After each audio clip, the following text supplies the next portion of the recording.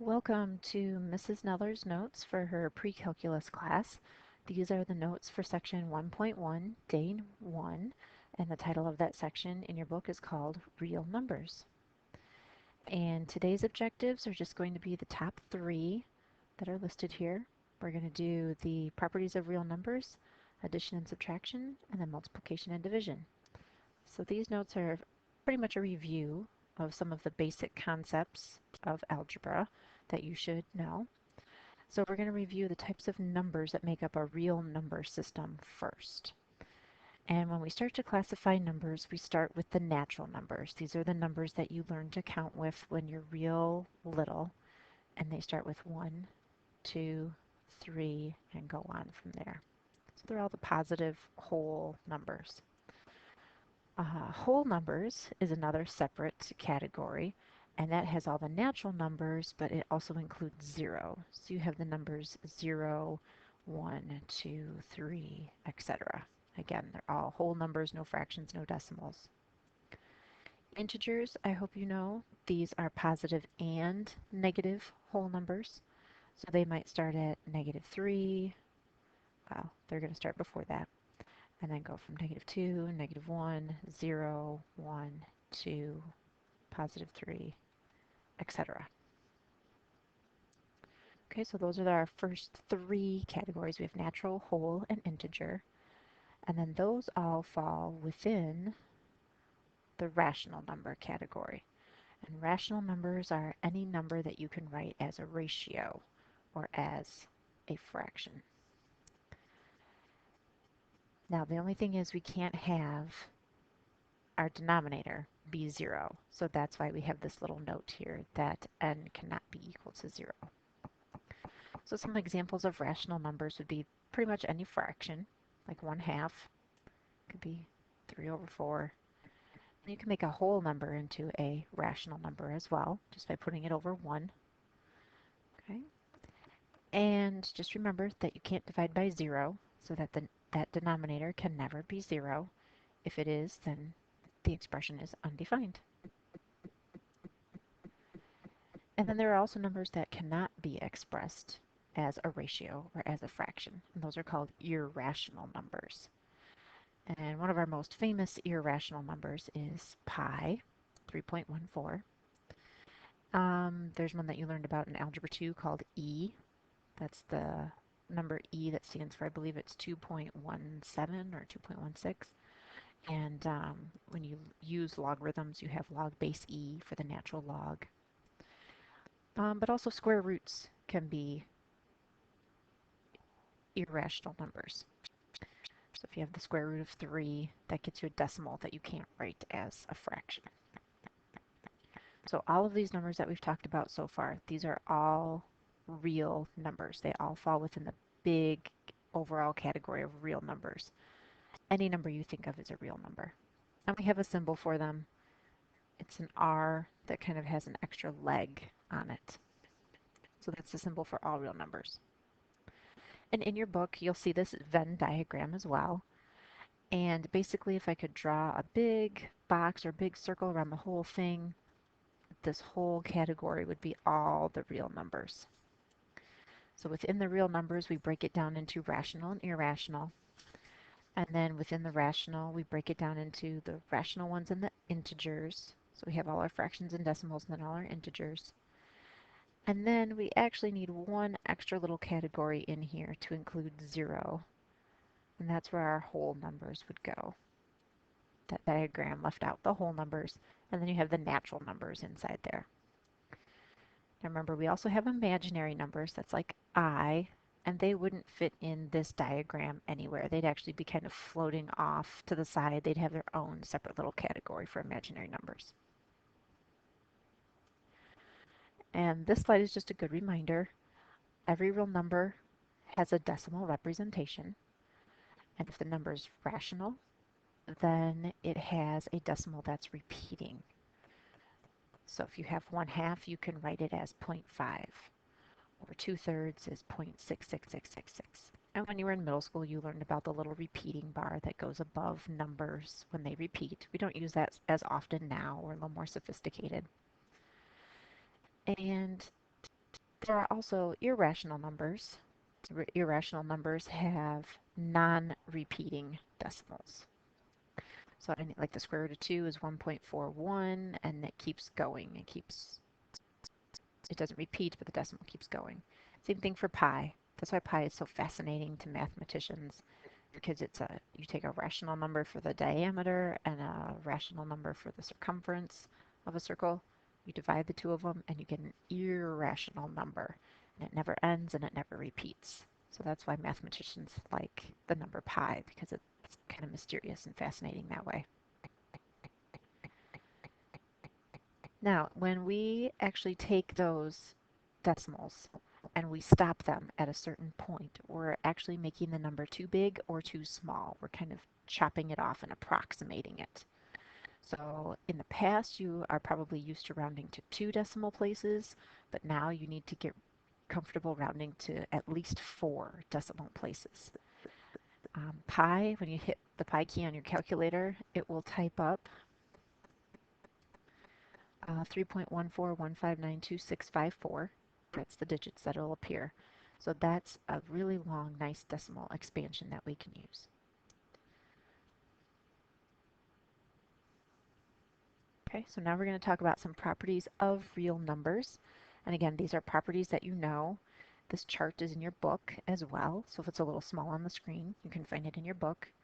We have the commutative property that says that you can add or multiply in any order. 7 plus 3 is the same as 3 plus 7. The associative property that says that you can group numbers together to simplify an expression in a little bit easier way. So you could add the 2 plus 4 together first and then add the 7, or you could add the 4 and the 7 first and then add the 2.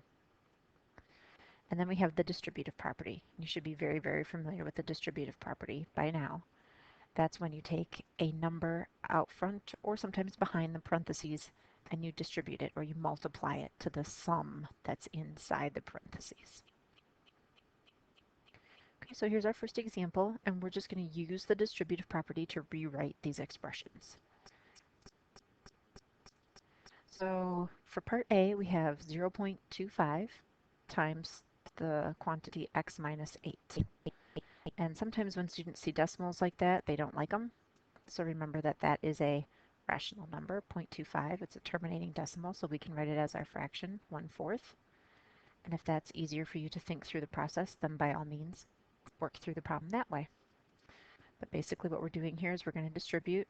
Remember from freshman year, you probably drew in those little rainbows. So you get 1/4 x minus 2. Or you could have 0.25 x minus 2. Either one is correct. And the only difference from A to B is that in B we have a double distribution that we have to do. You have to multiply A by C and D, and then multiply B by C and D. So you're going to end up with AC plus AD plus BC plus BD. And we don't know the values of those variables, so we can't substitute in the values. We can't combine any like terms. So we're just going to leave that expression as it is.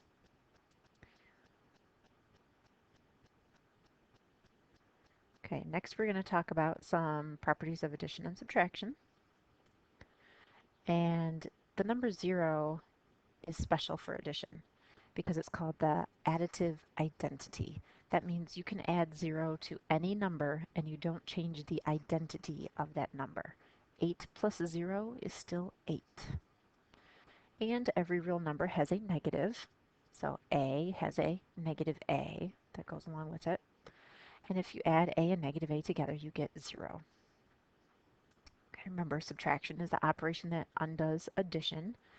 And this expression down here at the very bottom of the screen reminds you that when you see A minus B, you can think of that as A plus a negative B as well. So subtracting a positive is like adding a negative. And again, these are properties that you should be very familiar with. We're reviewing them just because we're going to be working with them all year, but we're going to be working with them in more complex settings. So we're just refreshing your memory on what these basic properties are. And again, this table is in your book, and it just reviews the properties of negative numbers. If you're multiplying a number by -1, you get a negative value. When you multiply a negative by a negative, you get a positive. Same thing down here. When you multiply a negative by a negative, you get a positive. Now for 5 and 6, this is basically the distributive property. They're distributing that negative to the A and the B. The thing they're doing here for number 6 is when they distribute the negative, technically they get negative A plus B, and then the book rewrites it as B minus A.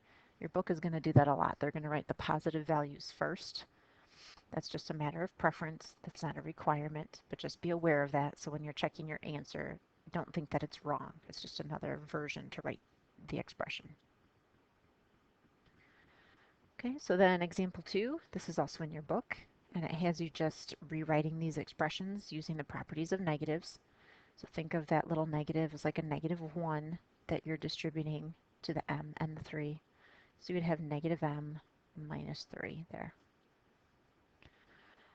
And for part B, this is just to remind you that even when you have a negative out front of the parentheses and you have more terms inside the parentheses, you can distribute it as many times as you would like, to as many terms as you would, well, not as many times as you'd like, but to as many terms as you have in the parenthesis. So you don't just have to have 2 terms inside the parentheses. So here when we distribute, we'll have a negative k minus L plus m. And again, you can leave the expression like that. Your book might rewrite it so that the m value comes first, but you don't have to do that. Okay, last concept is over multiplication and division. And just like we have an additive identity, we also have a multiplicative identity. And this is the number 1. It's because you can multiply any number by 1 and not change the value of the number. So 5 times 1 is still 5. You didn't change the value of 5.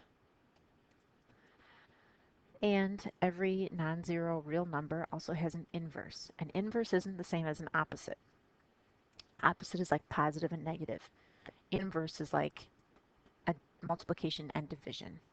So here the inverse of A would be 1 over A. So when you multiply a number and its inverse, you get 1. You get the multiplicative identity. And this is because division is the operation that undoes multiplication. And remember that we never actually divide fractions. We multiply by the reciprocal. And that's one of the properties that's identified here in this chart. And again, this chart is in your book. And that multiplying by the reciprocal property is in step 2 there, property 2.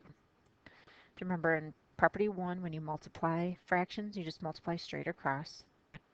Number 2, instead of dividing the fractions, you actually multiply by the reciprocal.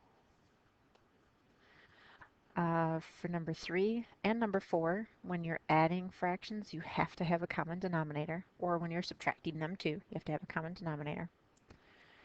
5 talks about reducing or canceling, where you divide the numerator and the denominator by the same value. And 6, this is how you solve a proportion. When you have a fraction set equal to a fraction, you can solve it by cross-multiplying. So we have one last example for these notes. And this is just to remind you of the properties of adding fractions. And here we have, for part A, we have 5 over 36 plus 7 over 120. And before we can add them, we have to have a common denominator. And that common denominator needs to be a bigger number that 36 and 120 will both go into. So we're going to use 360. And 36 goes into 360 10 times, so you multiply the numerator by 10 to make it 10 times bigger. And 120 goes into 360 3 times, so you multiply the second fraction, multiply the numerator by 3, so you make it 3 times bigger. And then you can add across. So you get 71 over 360. And that we can't reduce, so that would just be your answer. You can leave it in that form. You don't have to make it a decimal. Now part B, this is probably the toughest one that you're going to see. This is called a complex fraction. and it's complex because it has fractions within fractions. You have the fraction 4/5 in the first numerator and the fraction 4/5 in the second denominator. So the most direct way to approach this problem is to actually do the division in the first part of the problem and then do the division in the second part of the problem. And hopefully you'll have two single fractions that you can add together or two whole numbers that you can add together. So here, if I'm going to do 4/5 divided by 2, or 2/1, I never actually divide my fractions. So that's really like 4/5 times 1/2. I'm going to multiply by the reciprocal. MBTR. I call it my butter. So then when we multiply those fractions across, I'm going to get 4/10. So that's my first fraction rewritten. Then I'm going to actually divide out my second fraction here, the second part. So I have 2/1 that's being divided by 4/5. But again, I'm not actually going to divide. I'm going to multiply by the reciprocal. So I'm going to multiply by 5/4. And here we can cancel. The 2 will go into the 4 2 times. So that's actually 5/2. Then I do need a common denominator. So I'm going to make my common denominator 10. So the first fraction will stay the same. The second fraction, though, I have to multiply the 2 by 5 to get 10. So I have to multiply this numerator 5 by another 5 to make that second fraction 10 times bigger. Or 5 times bigger, excuse me. So then we get 29/10. Now you can leave your answer like that. You have to start getting comfortable with improper fractions and leaving your answer as an improper fraction. I know in your past mathematical career you've been trained to kind of rewrite that as 2 9/10, and that's okay. You can write your answer like that as well.